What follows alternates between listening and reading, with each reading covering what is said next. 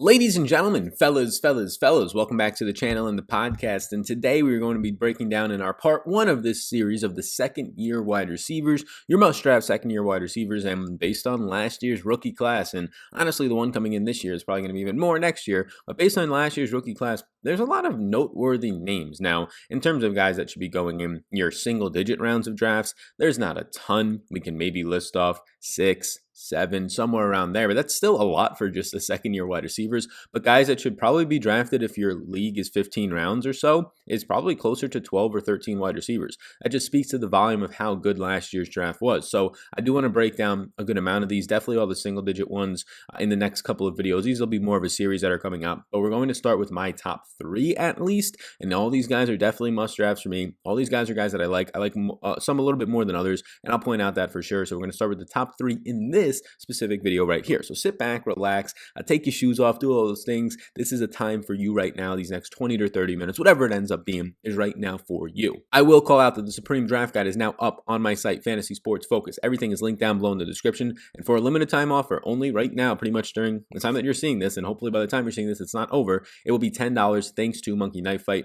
You can get it down below if you are indeed eligible. And if for some reason you are not, based on the time you're watching this, well, then you can go to the site down below. It has everything you're going to need, a bunch of player profiles. Every single video that I've done pretty much this year, their profiles have been uploaded onto there with my rankings and just databases and a lot of different things, premium analysis. Go ahead, check it all out. What are you waiting for? If you've been watching all my videos, listening to all my podcasts, this is the guide to simply just beat your league mates, take their money, take the bragging rights, and just stomp right on them. So go ahead, get it right now. I appreciate you all tuning into this one. And if you could hit me with a like button and the big old subscribe button that popped up, that will be popping up a couple times throughout the video. Take a second of your time, bottom right hand corner. That is the best currency to pay me in if you want to support me totally for free on this YouTube channel, and hitting the notification bell is also another way to do that. So thank you so much. We're going to start this video off our must-draft second-year wide receivers with a man who was a beast himself, a man who led all the wide receivers last year out of all the rookies in this class that we'll be talking about in receiving yards, over 1,000 yards, the only one to do that, A.J. Brown. He played in all 16 games, 72.3% of the snaps. He caught 52 balls for over 1,000 yards, 1,051 yards, and 9 touchdowns on 84 targets, a 19.5% target share. Now, being in such an efficient offense, that's exactly what A.J. Brown was last year. He was number 2 in fantasy points per route run. He was number 2 in fantasy points per target. He was number 3 in yards per reception, and you probably already knew that because I said he had over 1,000 yards on just 52 receptions. Number 3 in yards per reception at 20.2. Number 6 in yards after contact. So this is a lot of things. He's very efficient last year. This is among all wide receivers, not just the rookies. So he's borderline top 5 in yards after the catch. He's just top 5 in every other efficiency metric. And then you look at his touchdown rate, and it's 15.4%. Something has to give here. Either he's going to stay wildly efficient, mainly because his quarterback Ryan Tannehill, who we'll talk about, was wildly efficient, or the running game's going to continue to stay wildly efficient in Derrick Henry, or everything's going to fall to the ground, or somebody's going to drop out. I give it that A.J. Brown is probably the one who, in this entire offense, has the best chance of staying consistent. Running backs year in and year out because of the offensive line, because of just a beating that they take, even if it is Derrick Henry. And now he's been doing this for pretty much a year and a half to 2 years of time, in Derrick Henry's case, taking a beating and just different offensive line. Jack Conklin out of there, new offensive lineman from the draft coming in. I think if anybody's due to regress more, it would be Derrick Henry. It would be even Ryan Tannehill to an extent. But if A.J. Brown just sees more volume, just 84 targets last year, it could make up for any regression that comes his way. He's definitely getting regression in the touchdown department. You don't score 9 total touchdowns on just an 84 overall target share. But that being said, he really didn't start to get used until week 5 from a snap perspective, when he saw 73.5% of the snaps. Before that, he was just being rotated in with a bunch of guys, and mainly the wide receiver one at that point with Mariota during that time for most of it was a guy in Corey Davis. And then you have Delaney Walker for a little bit before his injury. And then his first big volume week didn't come until week 7. He was pretty much seeing maybe 4 targets, but then he gets 8 targets in week 7 against Casey Hayward. Fares pretty decently there. So really, like many rookie wide receivers last year, A.J. Brown took about a third to 50% of the season to really get involved in his offense. And his quarterback, who I touched on, Ryan Tannehill, was wildly efficient as well. You can see Ryan Tannehill's numbers right now. In 11 games after coming in for Mariota around week 6, he attempted 23.8 attempts per game. 22 touchdowns was a 7.7% rate. Now, 7.7% is very, very high. That is Russell Wilson level career high, which is historic. Last year, you saw Lamar Jackson go for a 9% rate, which is historic. The year before that, you saw right around a 7.7% rate for Patrick Mahomes, and that did regress downwards. So Ryan Tannehill's touchdown percentage is likely going to regress downwards, 228.5 yards per game. But look at how efficient this guy was, not just in the touchdown department, but number 1 play action passer, number 1 in true passer rating, number 1 adjusted yards per attempt, and number 2 in fantasy points per dropback. This team was wildly efficient, whether it was Derrick Henry, whether it was Tannehill, and stemming from Tannehill was guys like Jonnu Smith, the tight end, being efficient, and A.J. Brown being one of the most efficient wide receivers in the entire league, if not the most efficient wide receiver in the league last year as a rookie. Those things are not going to stick, right? You don't get to be number one in all efficiency metrics back-to-back years due to just personnel changes and just natural regression towards a mean of not being the number one efficiency team in the league every single year. But with that said, if you think that A.J. Brown goes from an 84 overall targets to now the running game gets less efficient, so they pass a little bit more, and now A.J. Brown, and playing really the first 5 weeks after not really playing as a primary feature in this offense in the first 5 weeks last year, if you think that the former second-round pick out of Ole Miss, A.J. Brown, goes for now 115 targets, 120 targets, and he's starting to see 30 more targets to 40 more targets this year, then yeah, it doesn't matter as much if he's not scoring 9 touchdowns. Even if he scores 6 touchdowns on a reasonable rate, it's going to be a little bit better because everything from the receptions to the yardage can prop up. So A.J. Brown does have, in my opinion, a 70 reception, 1,250 to 1,350 yard season for 6 to 8 touchdowns in him, and I do think it can happen this year, and I do think, if anything, the running game is going to regress, which allows him to see more volume. Now, you can see here in the offseason some of the Titans' additions and subtractions. Additions in the free agency, pretty much nothing. We can skim over those. You can see those names. You don't really recognize them because they're not going to be all that much of a factor, at least not to start the season. They lose a decent amount. Jack Conklin for the offensive line. Dion Lewis they lose, and then they replace him in the NFL draft with a running back in the 3rd round named Darrington Evans. They take a tackle in the 1st round who replaces Jack Conklin. Conklin going to the Cleveland Browns to improve their offensive line. So they pretty much just replace Conklin with a 1st round pick, Isaiah Willis. And then Delaney Walker's gone, so now it's Jonnu Smith's time. Tajay Sharp's gone, so now it's whoever's going to fill into that role time. Pretty much nobody at this point. And Darius Jennings as well. So not major losses. If anything, the losses come in the running game, putting in a rookie running back as the RB2 now and putting in a rookie tackle for the consistent Jack Conklin. Getting into the specific target competition, well, it's going to start off with a guy in Jonnu Smith who might be the biggest target threat to A.J. Brown. Now, that means nothing really to A.J. Brown. This is a guy who has no target competition if that's going to be the best target competition. But for a guy in Jonnu Smith, you can check out my tight end must draft tight ends. Jonnu Smith is in a great spot to be like the number 2 wide receiver on this team as a tight end. He played on 74% of the snaps last year, 34 receptions, 439 yards, and 3 touchdowns on 45 targets. Now, he didn't play really the first 3 weeks last year. He pretty much just played in 12 games. If you take the time that Jonnu Smith pretty much became the starter there, or at least based on his snap percentage was being the starter, and you just look at those 12 weeks of the year, he was the tight end 12. So right now, Jonnu Smith is a top 12 tight end for me. Not just because of that, just because of the upside that's going to come from this. He was able to do that last year, be the tight end 12 in a very limited role because of how efficient and how athletically gifted he is. This is a guy who this year, if you told me, who is one guy from the top 15 to 20 tight end range that's on a lot of people's lists, he might be the number 20 tight end on some people's list, number 18, that can finish as the tight end 5 this year. The Darren Waller of last year, right, finishes a top 5 tight end. That would be Jonnu Smith for me. Mike Gesicki's close, Hayden Hurst is close, but it would be Jonnu Smith for me, in my opinion. He was number 8 in yards after the catch, yak for tight ends, number 2 in yards per target, number 4 in catch rate, and number 3 in fantasy points per target, all amongst tight ends. Again, just efficiency, efficiency, efficiency. Corey Davis would be another threat here. He hasn't been a threat. He's been a bust, if anything, since coming into the league. 80.9% of the snaps last year. Caught 43 balls for 601 yards and 2 touchdowns, a 16.8% target share, but he was 43rd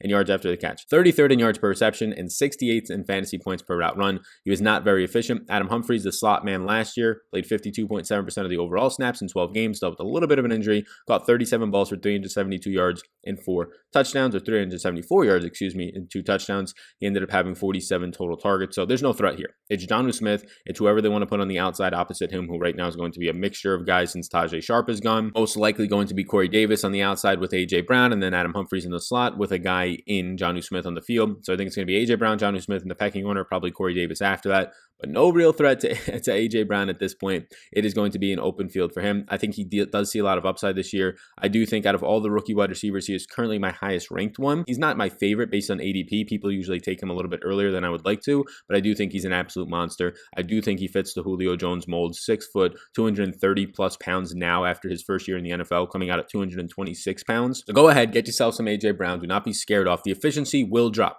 The efficiency will not be there, but what will increase will be the fact that he didn't play the first 5 weeks really at all. He was a rotational player the first 5 weeks. He still ended up with 84 targets. If those targets increase by 30, say he plays those first 5 weeks and he averages 6 targets per game in those, now you have a 115 target season out of him. That's looking a lot better. That starts to turn into a 70 reception, 1,250 yard, and even if the touchdown rate comes down, 7-6 touchdown season, that's still a very, very good season for a second-year wide receiver. Go get yourself some A.J. Brown. I've talked about my man DK Metcalf in the past. He is my favorite second-year wide receiver out of every single second-year wide receiver. ADP is starting to rise on him, so it might be some of those like really late-round guys in the double-digit rounds that we talk on in another video that I might start to like a little bit more than him, just based on value. But out of all the second-year wide receivers right now, I love DK Metcalf. When you talk about just look over my shoulder right now, all these player profile, the workout metrics. 99th percentile in 40-yard time, 99th percentile in speed score, 97th percentile burst score, right? Catch radius is insane. This guy's an athletic freak, and he broke out in his first year in the NFL,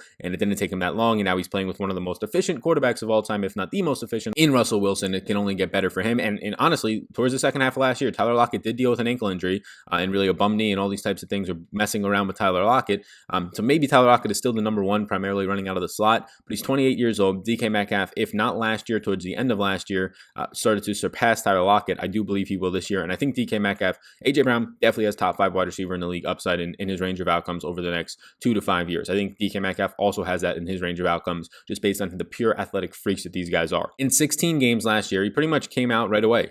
He started playing right off the bat. He had a little bit of a hiccup in the preseason with a knee. They thought he might have to miss the first 2 to 4 weeks. Didn't end up happening, but he played on 87.2% of the snaps. You can see right now on the screen, 58 receptions for 900 yards and 7 touchdowns. So 100 total targets. He saw a ton of red or end zone targets as well. I believe he was number 2 in the entire league in end zone targets, meaning not in the red zone, but standing in the end zone itself. He was number 2 in deep targets amongst rookies with 25. He saw 4 touchdowns off of those for a 25.8% deep target rate as well. He ended up out-targeting Tyler Lockett the second half of the season. When you factor in their 2 playoff games, he pretty drastically, not drastically, but closer to 10 targets more than Tyler Lockett. It was just 1 if you talk about the regular season second half. Again, Lockett was dealing with injury, so that is important to at least point out. I've discussed this in my must draft video. That's how much I like DK Metcalf, but for wide receivers. But his route tree, it used to just be go routes up the left side, right? So pretty much where my hand is going right now, this is all he was doing. He was just running up the left side, go routes. And that's not uncommon for rookie wide receivers, especially if his stature that can just beat you at speed and size, right? So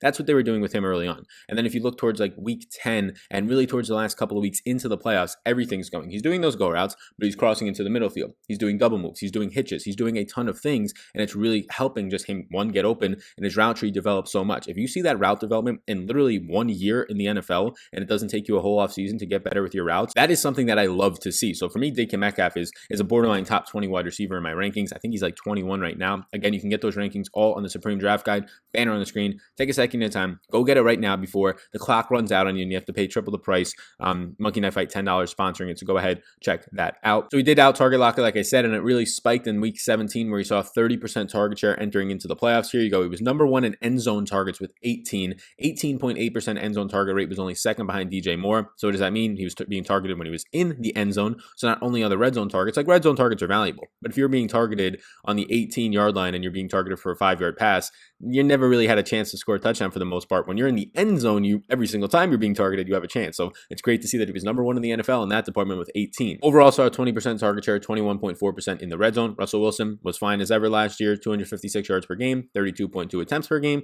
31 touchdowns was a 6% rate. 6% rate is fine, right? The guy continues to. He was third in touchdowns overall with 31, and a 6% rate sounds like, for Russell Wilson standards, when he's usually in the 7 to 8% range, it sounds bad, but that's completely fine. He's so efficient. He's just so good at extending plays, which is going to help guys like DK Metcalf. So what did Seattle do over the offseason? You can see right now, in terms of offense, they added Greg Olsen. They added Philip Dorsett, guys that can potentially compete with DK Metcalf. They're going to be a very fast team when it comes to Lockett, Dorsett, and Metcalf on the field at the same time, if not the fastest. They lose Josh Gordon, but that was midway through the season. They lose a bunch of offensive linemen, which is what they also add in the offseason. They add 3 offensive linemen, 2 tackles, and an interior offensive lineman. And then they lose a center and 2 tackles, so they kind of replace those through free agency. And the NFL draft, they draft Damian Lewis, an offensive lineman, a couple of tight ends, DJ Dallas, a running back. So from a perspective of their overall offense, lots of depth pieces at tight end, lots of depth pieces. They get a depth piece when it comes to DJ Dallas at the running back position to throw out there. Maybe he gets some run. And then they just add a tight end, a veteran tight end, and Greg Olsen. So they have a ton of tight ends in this team. They already had 2 to start with, and Will Disley and Jacob Hollister.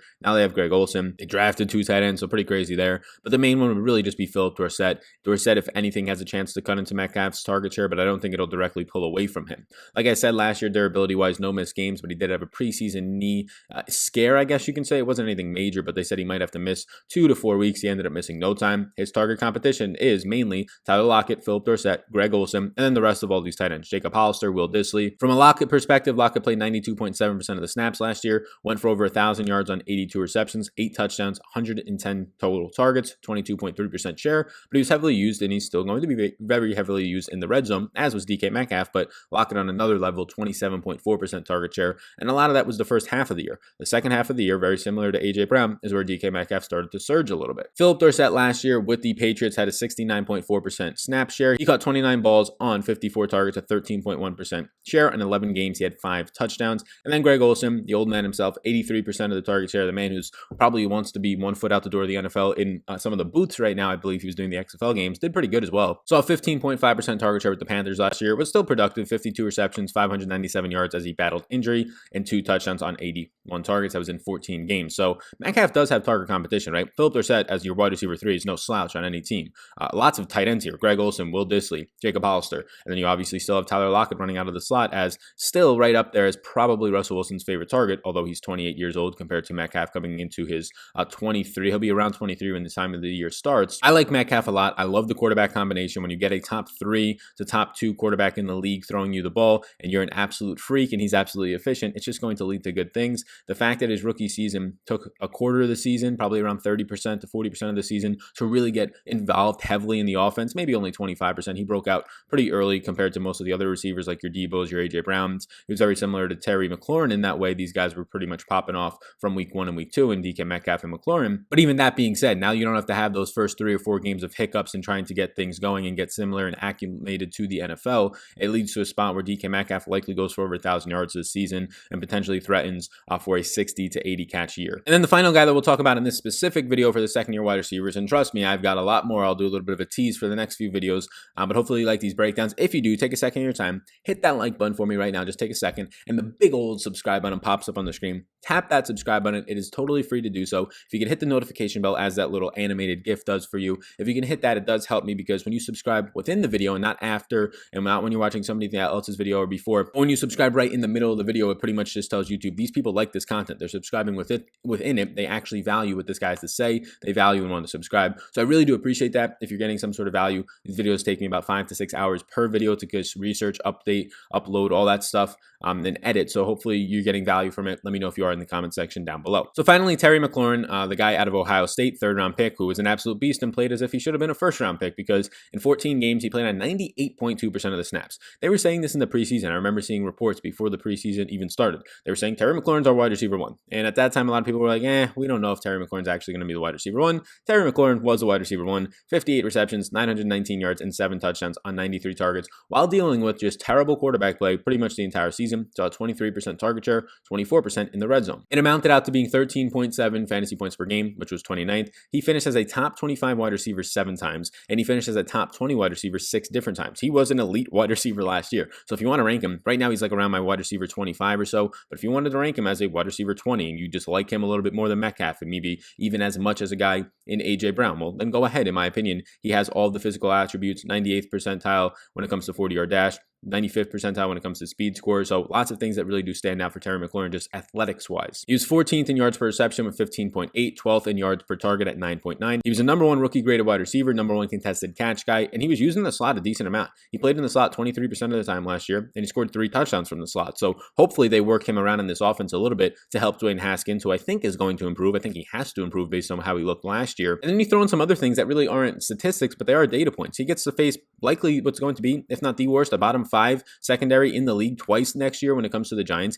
He gets to face the Cowboys secondary that just lost Byron Jones, that just lost one of their safeties, and then he gets to face the Eagles secondary, which was awful last year. And yes, I know that they got better by adding Darius Slay, who I think's on the downturn of his career, just in my personal opinion. I don't think he was as good of his addition as lots of Eagles fans and some general media and the national media wants to make it. I think he still has good name value, but I think he's on the downturn of his career, maybe 1 to 2 good years left, if anything. And then after that, they added Robbie Coleman, who I think in the slot is the better addition, in my opinion, just to boost off that overall offense in the slot for Robbie Coleman. So yes, he has to face the Eagles, who are going to be looking for a cohesiveness, a terrible Giants secondary, and a Cowboys secondary that's just only going to get worse compared to last year, in my opinion, based on the losses of that team. So I like all those things for him. What I don't like is his quarterback play, but I'm not going to be as hard on Dwayne Haskins. Look, I don't like Dwayne Haskins in terms of what he showed last year. And a lot of people don't like Jarrett Stidham, even though he hasn't shown anything. But when the automatic assumption is, Dwayne Haskins, Jarrett Stidham, they're going to be the worst quarterbacks in the league. Okay, well, if they're going to be the worst quarterbacks in the league, what happens if Dwayne Haskins takes a step forward. I won't even go out on a limb and say he's going to be average 15th this year. What if he's 20th or 22nd? Same thing for Jarrett Stidham. Well, then guys like Terry McLaurin go from being the number 27th ranked wide receiver in a lot of people's rankings to now finishing wide receiver 15 if their quarterback is just not the worst in the league like it was last year for McLaurin to still put up 29th overall fantasy point per game production. Haskins last year attempted 22.6 attempts per game. 7 touchdowns was terrible, just a 3.4% rate, and only 151 yards per game was not good. Literally, McLaurin down the stretch was having to have one-handed catches in the back of the end zone on final drives of the game to continue to put up good production. He was doing everything. This guy was putting the team on his back right there with the old man himself, Adrian Peterson, who was still very elusive last year, surprisingly. 27th in true passer rating, 26th in clean pocket passer rating is not good, and 35th in play action passing. He averages 8.3 fantasy points per game. That was 34th amongst all quarterbacks. Not good at all. Well, did the Redskins do anything in the offseason to really help? Honestly, when it comes to the passing game, not really. I mean, you look at it, they added Richard Rodgers, they lose Vernon Davis, they lose a guy in Jordan Reed. Both those guys, well, Vernon Davis retires, Jordan Reed, I'm assuming is going to retire. Maybe he already has and I missed it, or potentially I'm forgetting. I don't know if he's made the official statement, but they pretty much add Richard Rodgers, former Lion, former Packer, to be the starting tight end. That's not good. They had a bunch of line help. They had Logan Thomas, another backup. They had just every single running back under the moon when it comes to J.D. McKissick and Peyton Barber in this backfield. They already had a ton of running backs and Adrian Peterson, Bryce Love, Darius Geis, and they draft one, and Antonio Gibson was going to be like a hybrid wide receiver. So when it comes to what they actually did on offense to help Dwayne Haskins, not a whole lot, which is kind of concerning. They loaded up their running back room, so somebody's gonna have to pop off there. All they did in the draft was draft Antonio Gandy-Golden, who looked good in college, but it was a very small school. It might have been Liberty, I believe, but they did nothing in free agency to help him. All they added was Cody Lattimore and Richard Rodgers. That's not good. But what that does do is pretty much just funnel targets to probably Terry McLaurin. Last year, McLaurin did miss 2 games I'll touch on, one with a concussion later in the season, one earlier in the year with a hamstring. So what does a target competition look like for McLaurin after I just kind of said they didn't add anything? Well, what was already there for him? Well, probably the number one target competition, if it's not a running back coming out of the backfield in Geis or in a guy like Antonio Gibson, the rookie, is probably going to be Steve Sims. Last year, he only played on 36.8% of the snaps, 73% slot usage, caught 34 balls on 56 targets, a 13% share for 310 yards and 5 touchdowns. But looking at Steve Sims' entire season is not a good way to look at it because you saw a large bump in snap percentage, starting to see 60 to 79% of the snaps in that range over the last 5 weeks. He was number 7 in fantasy points per route run amongst wide receivers, mainly because his high touchdown rate of 11.8%. But this is what Steve Sims did during the final month of the season and pinpointing the final 3 weeks. Week 15, he played on 70.6% of the snaps. He caught 5 balls for 45 yards and a touchdown on 11 targets. Lots of targets there. Wide receiver 27 that week. Not bad. Week 16, he plays on 79.7% of the snaps, his highest percentage of the year. 6 receptions, 64 yards, and 2 touchdowns on 10 targets. Very good in all those departments, really. And wide receiver 4 he finishes as. And then the final week of the season, so this is 3 weeks in a row now, 64.9% of the snaps, still solid. 5 receptions for 81 yards, his highest overall receiving yards week, and then 8 targets for wide receiver 14 finish. So he was very good down the stretch, and if he can actually continue to be good, he probably is a sleeper this year. Kelvin Harmon, another rookie receiver last year, played on 60.2% of the snaps, 30 receptions, 365 yards on 11.4% target share. He was pretty just blah, right? 12.2 yards per reception, 1.55 yards per route run. None of that was very good. Steve Sims was the better wide receiver. Trey Quinn, 12 games, 61% of the snaps, primarily played about 2/3 of those snaps out of the slot, caught 26 balls, 195 yards and a touchdown. He just was not good. 7.5 yards per reception, was 119th in yards after the catch, only 4.1 fantasy points per game. He's not somebody that I'm just too concerned with. Pretty much lost his job at one point to Steve Sims down the stretch out of the slot. And then for Antonio Gibson, I'll actually go over. So this is my site. This is where the running back profiles will live. You go over here onto these profiles and you just pretty much click whichever one you want to see and a profile opens up. For us, we want to look at Antonio Gibson, right? The rookie running back / wide receiver, hybrid player who in college was just all over the place. You can look at his 2019 stats. So pretty much he was a 3rd round pick 2nd overall in the 3rd round. He is 6 foot, 228 pounds. So these things really do stand out. I wish he went to a different backfield because there's so many running backs in this goddamn backfield. 4.39 speed. Like he has the upside to potentially be the number 1 running back in this draft if he's used as a running back. I love Jonathan Taylor, right? I like Cam Akers. I like all those guys that I've done previous videos on. You can check out my must draft rookie running back videos. You can check out my must draft rookies, all those types of videos. But this guy, if he had a bigger sample size, there's a good chance that if he was able to do what he was doing and consistently put up production, maybe not as efficient as the sample size grew, but was still a good running back, he might have been the best running back in this draft. This is what he did in 2019 alone. He was a hybrid between a wide receiver and a running back. He had 307 total offensive snaps. Running the ball, he ran 33 times for 369 yards and 4 touchdowns. Insane numbers there. In the receiving game, he caught 38 balls for 735 yards and 58 touchdowns. He averaged 14.9 yards per touch. excuse me, 14.9 yards per touch. If I told you that this guy ended up only seeing, I don't know, 7 yards per touch, you'd be like, damn, that's pretty good for a hybrid player. 14.9. So he had a very small sample, but elite passing game usage as he transitioned between a wide receiver and a running back at times. So you can see just on those 307 total offensive snaps, the man's touching the ball 71 total times, and he's going for around 1,100 yards. Just insane usage. And if you scroll down here, some of the stuff will be revamped in terms of popping out. That's some stuff that I have to work on the design side, but I think it looks pretty good in my opinion. So go ahead, check it out, fantasysportsfocus.com. Everything's linked down below for you. If you're on the podcast and you want to just go over to Monkey Knife Fight, use the promo code SALNFL, or if you're watching on YouTube, SALNFL. Once you use that code and you deposit a minimum deposit of $10, they'll give you $15 totally for free. So now you have $25 to play on the prop betting site. Once you enter one game, the draft guide will be sent your way within a few hours after that. So be sure to check all of that out. Otherwise, if you're not eligible for the Monkey Knife Fight offer because of the time you're watching this or the state that you live in, potentially, down below in the description, you can get it on the website. So go ahead and take advantage of that. Pros of Antonio Gibson, he's just elusive. He's a pass catching weapon. He's a hybrid right now. So he's sort of this gadget guy, and they've already compared him to Christian McCaffrey. Let's hold our horses. But I understand what they're saying there, right? McCaffrey, they're not saying we're comparing him in terms of him being a 4-year, $64 million running back, the best in the league right now, 1,000-yard receiver and rusher. No, I think Ron Rivera, the former head coach of McCaffrey, is comparing him, saying this guy can also catch and run and break tackles in a similar way that Christian McCaffrey can. It doesn't mean that he'll be used in the exact same way, just a similar type of skill set. And I understand that, and I respect just the at least comparison in that regard. I think people could dive too deep into it. Oh, he's saying he's going to be McCaffrey. No, he's just saying the skill set lines up the same exact way, and I understand what he's saying there. He had 33 broken tackles on 71 touches. The downsides are just a small sample size, so this guy could just be a one-trick pony, right? He could have done it for 1 year just because he was getting out in space. People didn't really know who he was. And again, like only 33 rushing attempts. What happens if he takes on 230 rushing attempps? Does his sample start to crush? Is he not able to withstand that? So I think he has sneaky upside in the right spot. I don't know if Washington was that right spot, but it's something that we're going to have to wait and see. Could be worth a late round flyer for you. We got off on a tangent on Antonio Gibson. I don't think he's that big of a threat to Terry McLaurin. I think Steve Simpson's the biggest threat. They got no real tight ends there. They have no depth at wide receiver. Kelvin Harmon, second-year player, showed really nothing last year. Steve Sims did show some things, but it's all open for Terry McLaurin. So at this point, A.J. Brown, DK Metcalf, Terry McLaurin, A.J. Brown and Terry McLaurin have really no target competition. If anything, McLaurin has the least, because I think A.J. Brown at least has Adam Humphries seeing some, Corey Davis seeing some, and Jonnu Smith should see a decent amount. But there's really nothing in Washington. DK Metcalf, he has some decent target competition as well. So that's where I'm at. Those are my first 3 second-year wide receiver must-draft guys. In the next video, we'll be discussing guys like Deebo Samuel, Hollywood Brown, Preston Williams, Deontay Johnson. There's so many other guys we can talk about. Darius Slayton, McCole Hardman, N'Keal Harry. Like last year's rookie wide receiver class was very, very good for fantasy. That's not even all of them. Hunter Renfrow, Steve Sims himself was in this video, so we kind of checked him off as well as we went through it. And then Paris Campbell, who was injured a lot, going to be the slot plus guy in Indy this year for Philip Rivers. So thank you for tuning into this video. Please do hit that like button and smash the subscribe button. Big old one. Take a second of your time, please, if you are still watching this video. Watching on the podcast, $50. You're listening on the podcast, $50 giveaway each week for somebody who leaves a review on the podcast on one of the platforms. Mainly Apple is the one that I'll be looking at. So you can do that. Only literally like 1 to 2 people do it a week. So pretty good odds if you're watching on YouTube or the podcast to just get $50 sent your way via PayPal. So that's down below in the description. You can check out the podcast, The Sal Vetri Show, and leave a review on whatever platform you leave them on. And just let me know a way to contact you through that. So appreciate it. Check out the Supreme Draft Guide. Go ahead, get the Supreme Draft Guide right now. It is only going to be $10 if you go through Monkey Knife Fight. There's a ton of information in it. I could pull up the actual home screen right now. Some of it will be cut off just by the way that I had this screen cut off. But this is the Supreme Draft Guide. This is my site, Fantasy Sports Focus. You can't see the entire thing, but go ahead, check it out. There's some drop downs. Thank you so much for tuning into this one, everybody. I appreciate you all so much. Have a great rest of your day, and I'll see you in the next one.